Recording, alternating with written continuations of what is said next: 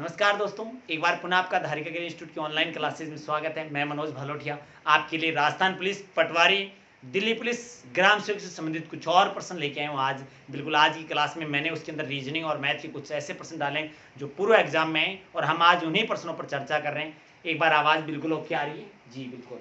देखिए आज की क्लास हम स्टार्ट करते हैं, उसमें मैंने आपके लिए कुछ प्रश्न लिए हैं जो अपनी पूर्व किसी एग्जाम में आए हैं।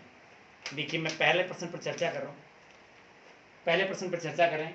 देखिए आपने लिखा श्रेणी, आपकी रेलवे की लोको पायलट सेकेंड एग्जाम थी उसके अंदर आया हुआ प्रश्न है और हु बहु था। लिखा था √3, √12, √27, √48, डॉट डॉट डॉट डॉट का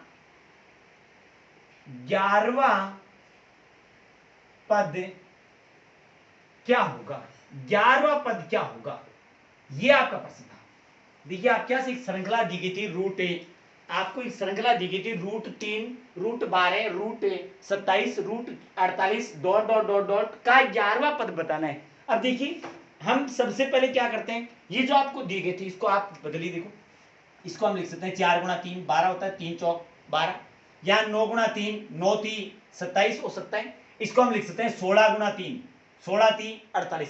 कौन सा पद चाहिए? 11वां पद चाहिए। तो देखो हम इसका अगर रूट निकालें तो ये हो जाएगा √3, ये हो जाएगा 2√3, ये हो जाएगा 3√3 और ये हो जाएगा 4√3। अब अगर आपने गौर किया तो आपको 11वां पद चाहिए। कौन सा चाहिए? 11वां पद चाहिए। तो देखो ये एक नंबर लगा था, एक यहां पर एक लगा सकते हो, ये पहला, ये दूसरा, तीसरा, चौथा, तो 11वां पद अगर आप अंदाजा भी लगाते हो तो 11√3, सॉरी भाई 2 नहीं √3, या तो ये होता।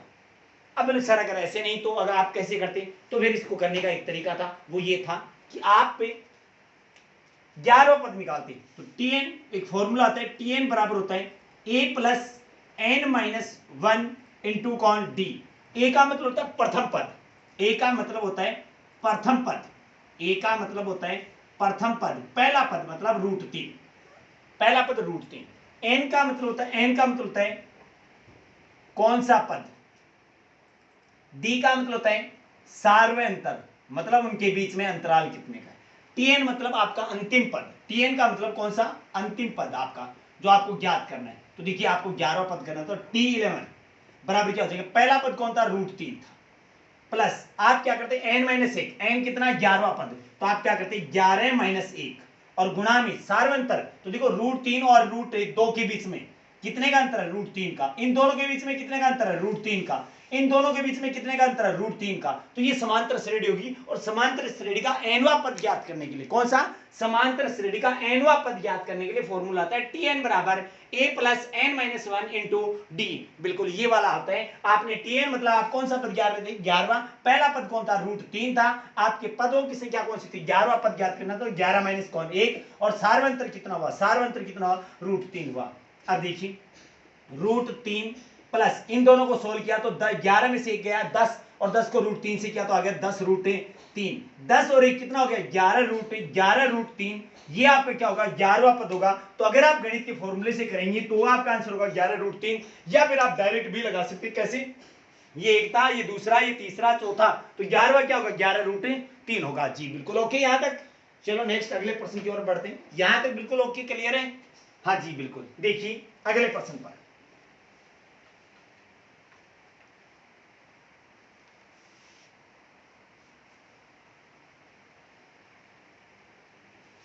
बिल्कुल किसी भी प्रश्न में अगर आपको कोई संशय या डाउट रहता है तो आप निसंकोच कमेंट बॉक्स में कमेंट कर सकते हैं। हाँ जी बिल्कुल, उसको मैं अगली क्लास में आपको रिपीट कर दूंगा। जी देखिए एक बार आपके पास एक प्रश्न था सरलीकरण का। लिखा था 33 माइनस 4 गुणा 7 गुणा 60 भाग 5 प्लस 13 ये वाला हल करना था। जी देखिए एक बार बिल्कुल आप कोशिश कीजिए, इसका आंसर क्या होगा। देखो लिखा था 33 माइनस 4 गुणा 7 गुणा 60 भाग 5 और प्लस कौन 13 था। बिल्कुल एक बार देखिए आप इसका आंसर, बिल्कुल देखिए। हाँ मैं बताता हूं, ध्यान दीजिए। सबसे पहले देखो आपके पास माइनस भी है, गुणा भी है, भाग भी है, प्लस भी है। तो मैंने आपको लिखा था बोर्ड मास सिस्टम। बॉड मास, ब्रैकेट, संबंधकार, डिवाइड, मल्टीप्लाई, ऐड और उसके बाद सबट्रैक्ट मतलब बाकी घटाना था। सबसे पहले भाग कॉल करेंगे तो ये माइनस भाग 5 था, इस 5 को काटिए और बटा में 5 लगा दीजिए, हो गया। उसके बाद क्या करते हैं, देखो आप इसमें भाग दोगे तो आप 5 से डिवाइड करोगे तो ये 5 से डिवाइड करने पर ये हो जाएगा कितना 12। अब आप इनको गुणा कीजिए क्योंकि गुणा हल होगा, तो 12 संति 84 आपका हो जाएगा 33 से माइनस 4 4 16 असल लगी कितनी 1 4 8 32 और 1 33, उसमें से जोड़ना क्या था, देखो ये वाला हल हो गया था, ये वाला आपने लिख दिया प्लस कौन 13। अब देखिए समान निशान जुड़ते हैं, विपरीत निशान घटाए जाते हैं। ये 33 प्लस का था और ये 13 भी किसका था, प्लस का था। आप इनको दोनों को जोड़िए, जोड़ेंगे तो हमारे पास हो जाएगा 3 और 3 6, ये हो जाएगा कितना 4 और माइनस कौन 336। अब देखिए ये प्लस के ये माइनस के, तो हमारे पास माइनस की संख्या बढ़ी है तो हमारे पास माइनस वाला बचेगा। और कितना बचेगा, देखो 36 निकालें तो 310 और बच गए तो 290। आपका जो आंसर होगा माइनस 290 होगा, आपका जो आंसर होगा वो माइनस 290 होगा। यहां तक ओके, हाँ ना बोलिए भैया, यहां तक बिल्कुल ओके। चलो देखिए अगले प्रश्न पे चलते हैं जी। हाँ, यदि आपको वीडियो पसंद आ रहा है तो इसको लाइक और शेयर जरूर कीजिएगा, यदि आपको वीडियो पसंद आ रहा है तो इसको लाइक और शेयर जरूर कीजिएगा। चलो मैं एक नए प्रश्न की ओर चलते हैं और एक नया प्रश्न करते हैं, उसमें क्या था, किस तरीके से पूछा था। देखो ये प्रश्न आपके एग्जाम में आया था और पूछा गया था कि 2 का स्क्वायर और 2 का वर्ग और 9 के स्क्वायर के बीच कितनी अभाज्य संख्याएं हैं, के बीच कितनी अभाज्य संख्याएं हैं, ये आपसे मेरा प्रश्न था। बिल्कुल देखिए, हाँ, के बीच कितनी अभाज्य संख्याएं हैं। अब देखो एक प्रश्न करते हैं तो अपन लोगों ने वहां पर पढ़ा था, देखिए क्या था कि आप 2 का स्क्वायर मतलब आप 4 और 9 का स्क्वायर कितना 81, इनके बीच में कौन सी संख्या चाहते हो, अभाज्य संख्या चाहते हैं। तो देखो मैं आपको एक बताता हूं, आपने लिखा 1 से 100 तक, 1 से 100 तक अभाज्य संख्याएं कितनी होती है, 1 से 100 तक, 1 से 100 तक, 1 से 100 तक अभाज्य संख्याएं और बराबर कितनी होती हैं, 25 होती हैं। अब देखो ये जो प्रश्न था ना, ये आपके फर्स्ट ग्रेड के फर्स्ट पेपर में 2015-16 के एग्जाम में आया था। वहां पर पूछा गया था 1 से 100 तक की प्राकृत संख्याओं में कुल कितनी अभाज्य संख्याएं होती हैं, टोटल कितनी होती हैं, 100 होती हैं। अब देखिए ध्यान दीजिए, आप स्टार्ट कहां से कर रहे हो, 4 से स्टार्ट कर रहे हो, तो आपने छोड़ कौन कौन सी, देखो इसका देखो सीधा तरीका बताता हूं, आपने छोड़ी कौन कौन सी, छोड़ी गई संख्याएं कौन कौन सी, आपने एक तो 2 अभाज्य संख्या छोड़ दी, एक 3 छोड़ दी, 4 के बाद 5 तो इसके अंदर आ गई, 81 के बाद बात कर रहे हैं 83 अभाज्य संख्या होती है। देखो 83 में किसी और संख्या का भाग नहीं जाता है, 83 के बाद आपने 85, देखो विषम संख्या उठाने के लिए बोला था मैंने, तो 85 में भाग जाता है, तो 85 देखो 85 विषम संख्या 87 और उसके बाद कौन 89। ध्यान दीजिए इसमें भाग जा रहा है तो ये अभाज्य संख्या नहीं हो सकती, और इसमें भाग जा रहा है तो ये अभाज्य संख्या नहीं हो सकती। उसके बाद बात करें 89 के बाद कौन 91, 91 के बाद 93 और 93 के बाद 95, 95 के बाद कौन 97। तो ध्यान दीजिएगा आप, ये वाला अपन 91 13 संति 91 भाग जाता तो ये नहीं हो सकती, 93 में 3 का भाग जा रहा है इसका मतलब ये भी नहीं हो सकती, 95 में 5 का भाग जा रहा है ये भी नहीं हो सकती। तो कितनी संख्याएं कम होगी, 1 2 3 4 5 संख्याएं कम होगी। तो आपके पास यहां कितनी हो जाएंगी 25 माइनस कौन, आपने 5 संख्याएं कम की तो टोटल कितनी अभाज्य संख्या होगी 20। एक तरीका तो ये था, 4 से पहले आपने 2 अभाज्य संख्याएं छोड़ दी, 81 के बाद आपने 83 89 और 97 को छोड़ दिया, टोटल आपने 5 अभाज्य संख्याएं छोड़ दी 1 से 100 तक में, 5 अगर छोड़ दी तो बाकी कितनी बची 20 अभाज्य संख्याएं। तो आपका आंसर क्या होगा 20 अभाज्य संख्याएं। अगर आप इस प्रकार से नहीं करो तो फिर इसको करने का एक तरीका और था, वो क्या था, देखो मैंने कहा था जब भी आपको कभी अभाज्य संख्याएं ज्ञात करने के लिए कहे तो आप एक काम कीजिएगा, जहां से आप स्टार्ट करते हो उसके बाद जहां से आप स्टार्ट करते हो उसके बाद से आप जो आपके पास विषम संख्याएं वो लिख दीजिए। क्यों, क्योंकि आपने पढ़ा था कि एकमात्र सम अभाज्य संख्या अर्थात सम संख्याओं में, कौन सी संख्याओं में, सम संख्याओं में अगर बात करें, सम एकमात्र सम अभाज्य संख्या, एकमात्र सम अभाज्य संख्या कौन है भैया 2 है। सिर्फ 2 ही एक ऐसी है जो सम संख्या होती है, भी किसमें आती है अभाज्य संख्या में आती है, इसके अलावा कोई भी सम संख्या अभाज्य संख्या में नहीं आती है। अब हमारे पास विषम संख्या है, तो विषम संख्याओं में आप उनको छोड़ दोगे जिनमें किसी और संख्या का भाग जाता है, जिसमें किसी और संख्या का भाग जाता है उसको आप छोड़ देंगे। तो देखिए अभाज्य संख्या मैं नोट कर रहा हूं, कहां से स्टार्ट किया था आपने, 4 के बाद 5 7 2 9 2 11 2 13 13 2 15 15 2 17 17 2 19 19 2 21 21 2 23 विषम संख्या। मैं पहले बात कर रहा हूं किसकी, विषम संख्याओं की, उसके बाद अभाज्य ढूंढेंगे अपन। विषम संख्या 23 23 के बाद कौन 25 25 के बाद कौन आपका 27 29 31 31 के बाद कौन 33 33 के बाद कौन 35 और 35 के बाद याद रखना 35 के बाद 37 39 39 के बाद 41 43 45 47 49 51 53 55 57 57 के बाद 59 59 के बाद 61 63 63 के बाद 65 और 65 के बाद कौन आपका 67 67 के बाद कौन 69 69 के बाद 71 73 73 के बाद आपका कौन 75 75 के बाद कौन आपका 77 77 के बाद कौन 79। ये संख्या थी। याद रखना एक बात बताऊं, देखो सम संख्याओं में 2 को छोड़ दो और आपके पास 5 जिसका इकाई अंक 5 हो उसमें 5 को छोड़ दो, 15 आपकी अभाज्य संख्या नहीं हो सकती।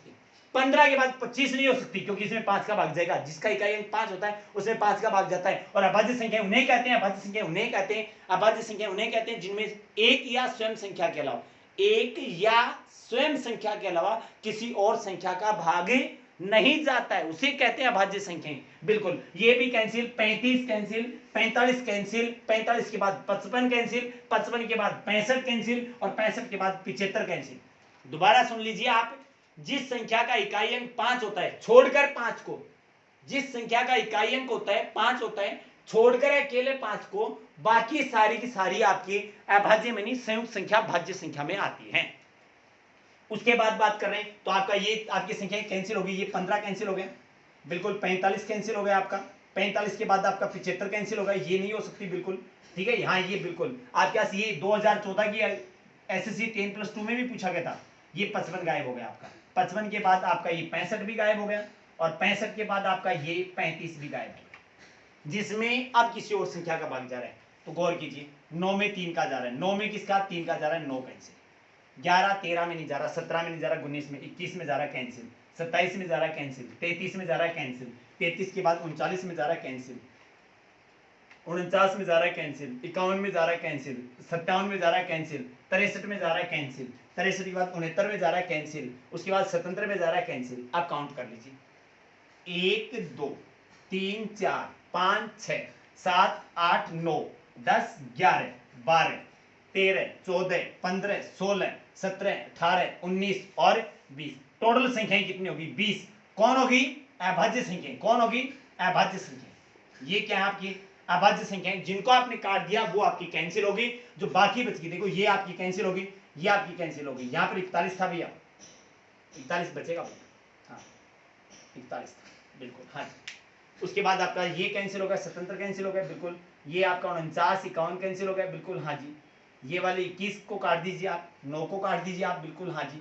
9 के बाद आपने 57 को भी काट दिया था, उसके बाद ये 63 भी काट दिया था, 33 काट दिया था और किसको 27 को काट दिया था बिल्कुल। आप देखिए 5, अब देखो आपको पूरी नहीं, मैंने तो ये तो आपको अभाज्य संख्या ही निकालने का तरीका बताया था कि आपको कभी बीच में संख्या निकालनी हो तो आप सम संख्याओं को सबको छोड़ दो, विषम संख्याओं में उनको छोड़ दो जिसमें किसी और का भाग जा रहा है। और अगर किसी इकाई संख्या का इकाई अंक 5 है, छोड़कर एक 5 को, बाकी जैसे 15 आ गया, 25 आ गया, 35 आ गया, 45 आ गया, 55 आ गया, वो कोई भी संख्या आपके अभाज्य में नहीं आ सकती जिसका इकाई अंक 5 होता है, छोड़कर किसको 5 को। तो 5 के बाद 2 7, 7 के बाद 9 में भाग जा रहा है 11, 11 के बाद कौन 13, 13 के बाद कौन 15 नहीं 17, 17 के बाद कौन 19, 19 के बाद कौन आपका 23। तो आप क्या सीख जाएंगे, 2 और 2 4, 2 6 7 8 9 10 11 12 13 14 15 16 17 18 19, एक कौन सी गायब कर दिया आपने, 61 के बाद 63 65, 65 के बाद 67, भैया 67 को छोड़ दिया था आपने, 67 बिल्कुल, 67 में किसी और संख्या का भाग नहीं जाता। देखो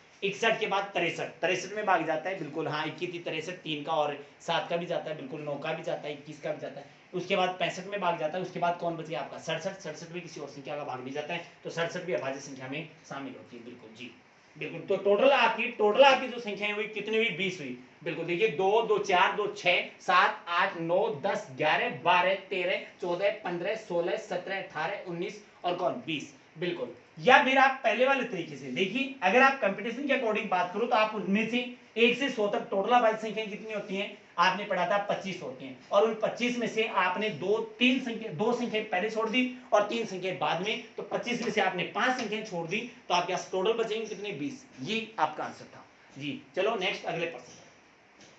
यहां तक ओके, क्लियर है? हाँ ना बोलते रहिए भैया जी।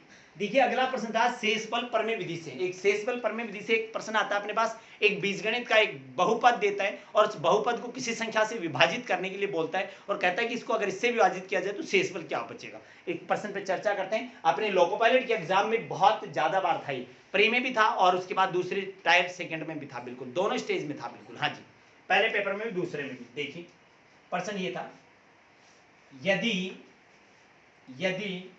7x² प्लस 4x प्लस 5 को 7x² प्लस 4x प्लस 5 को x माइनस 3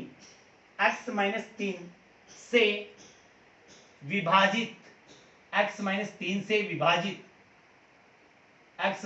से विभाजित किया जाता है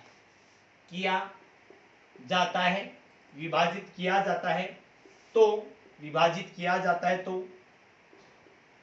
शेष के रूप में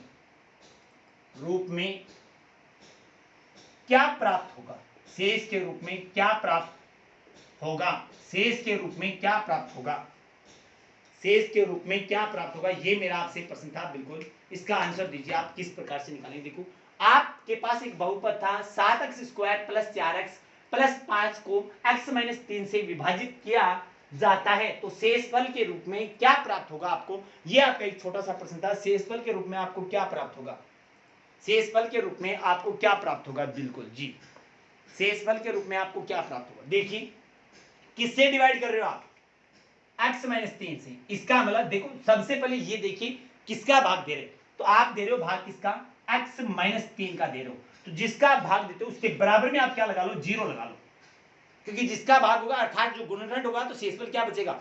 अगर किसी संख्या का पूरा भाग जाएगा तो शेषफल क्या बचेगा, 0 बचेगा, वो उसका एक गुणनखंड होगा। तो x का मान आपको x बराबर, ये माइनस क्या पक्षांतर किसका हो जाएगा, प्लस का, x की जगह क्या रख दीजिए आप, 3 रख दीजिए और प्रश्न को हल कर लीजिए। 7 का 7, देखो यहां से रख रहा हूं मैं, 7 का 7 x² मतलब 3 का स्क्वायर 9 गुणा में प्लस 4 का 4 x की जगह कौन 3 और प्लस कौन 5, इनको गुणा करते हैं 9 7 63 प्लस 4 3 12 और प्लस कौन 5। गौर कीजिए ये कितना हो गया आपका, 3 2 5 5 10 असल ये 2 2 और 6 कितना 8। आपका जो शेषफल होगा वो कितना होगा, 80 होगा। बिल्कुल यहां तक क्लियर, हाँ ना बता दीजिए भैया, यहां तक ओके। देखिए आपने क्या कहा, आप x माइनस 3 से विभाजित करने की बात कर रहे हो, तो इसका मतलब x माइनस 3 बराबर क्या होगा, 0। जिससे आप विभाजित करते हो उसके बराबर आप 0 रख लीजिए। x बराबर क्या मान आया, 3, तो जहां पर x है उसके स्थान पर आपको 3 रखना है। x² था तो 3 का वर्ग कितना होगा 9, तो ये था 7x², तो 7 का 7 x² मतलब 3 का वर्ग कितना हो गया 9, तो यहां पर गुणा में कौन लगा दिया 9। उसके बाद किसका निशान था, प्लस का, 4 का 4 x की जगह क्या लगा दिया 3, 4 3 कितना 12, उसके बाद 5 का 5, तो ये हो जाएगा 63 प्लस 12। देखो 9 7 63, 4 3 12 और प्लस कौन 5, 63 और 12 कितना हो गया आपका 75, 75 में 5 जोड़े तो कितना हो गया 80। ये आपका आंसर होगा जी। ओके यहां तक, हाँ जी बिल्कुल। चलो नेक्स्ट अगले प्रश्न की ओर बढ़ते हैं।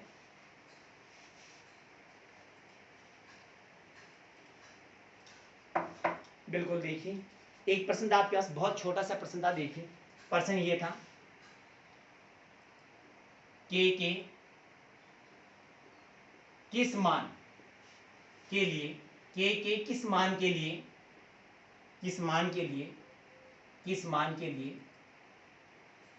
2,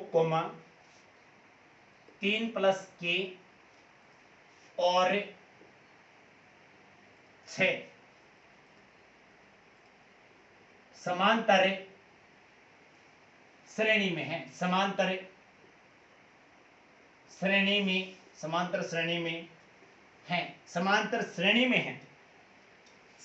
श्रेणी में है। देखो आपने लिखा के किस मान के लिए 2,3 के प्लस 6 ओ सॉरी 2,3 प्लस के और 6 समांतर श्रेणी में, और समांतर श्रेणी का मतलब होता है उनके बीच का जो अंतराल है वो समान होना चाहिए। और देखो आपके पास 3 पद थे, आपके पास कितने पद थे? 3 पद थे। ये प्रश्न आपके लिए थोड़ा अलग था, बिल्कुल देखिए बहुत इजी प्रश्न था। याद रखना समांतर श्रेणी के प्रथम पद और अंतिम पद का योग करके अगर आप उसमें 2 का भाग देते हो तो आपको मध्य पद प्राप्त हो जाता है। इसका मतलब ये हुआ कि 3 प्लस के का जो मान है वो किसके बराबर होगा? मध्य पद, मतलब समांतर श्रेणी का जो औसत एवरेज अपन लोग बात करते हैं या समांतर माध्य की बात करते हैं, तो याद रखिए उसका पहला पद और अगर उसके अंतिम पद को जोड़कर अगर उसमें 2 का भाग दिया जाए तो हमें उसका मध्य पद प्राप्त हो जाता है। तो देखिए आप क्या करोगे, 2 प्लस कौन 6 और बटा कौन 2, ये हो जाएगा 3 प्लस के बराबर कौन, देखो 8, 8 में आप 2 का भाग दोगे कितना हो जाएगा 4, इसका पक्षांतर कीजिए माइनस का कौन 3, के का मान कितना हो जाएगा 1 हो जाएगा, के का मान कितना होगा 1 होगा, बिल्कुल के का मान कितना होगा 1 होगा। बिल्कुल यहां तक आपका क्लियर है? हाँ ना बोलिए, यहां तक ओके? चलो जी बिल्कुल ओके, आगे चलते हैं भाई। बिल्कुल देखिए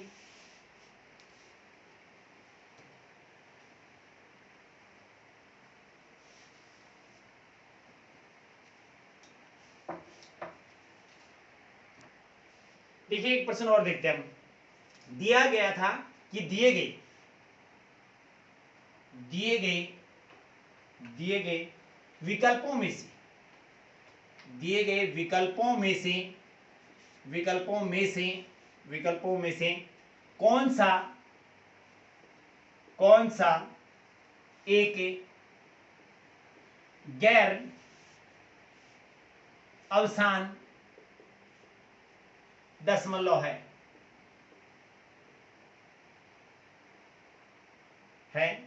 कोष्टक में लिखा था नॉन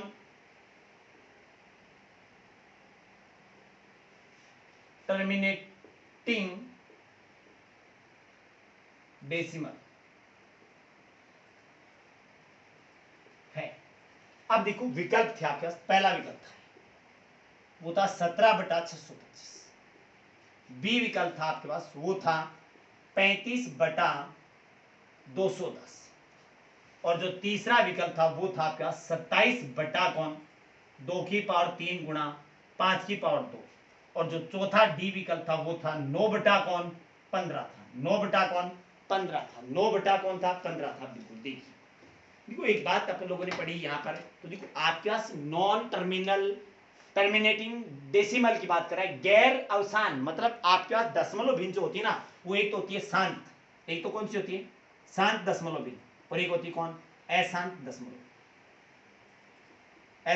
भिन्न। देखो आपके पास शांत तो ये होती है जिसके अंदर भाग दिया जाए, अर्थात हर के अंदर आपको जो आपको हर मिले उसके अंदर 2 और 5 का ही गुणज हो, 2 और 5 के गुणज हो, काटने के बाद 2 और 5 के गुणज हो, वो तो आपके पास कौन होती है शांत। ये पूछ रहा है गैर अवसान, मतलब जो है शांत हो, अर्थात इन 2 के अलावा कोई और गुणज आए, मतलब आप अगर उनके गुणनखंड करो ना 2 और 5 के गुणज या गुणनखंड कर लो, गुणनखंड 2 और 5 के गुणनखंड होंगे, हर में अगर 2 और 5 के गुणनखंड होंगे तो वो शांत दशमलव भिन्न होगी, और अगर 2 और 5 के अलावा, देखो 2 और 5 के अलावा अगर कोई और संख्या आती है जिसको काटने के बाद 2 और 5 में कन्वर्ट नहीं किया जा सकता तो वो आपकी क्या होगी गैर अवसान होगी। बिल्कुल, तो आपको कुछ नहीं करना था इस प्रश्न में, एक छोटा सा प्रश्न था आपको कि शांत दशमलव भिन्न कौन सी है और अशांत दशमलव भिन्न कौन सी है। ये प्रश्न आपके रीट के एग्जाम में सीटेट में उनमें पूछा गया था। बिल्कुल हाँ जी, सीटेट की, और हाँ बिल्कुल उसके अंदर एग्जाम में पूछा गया था।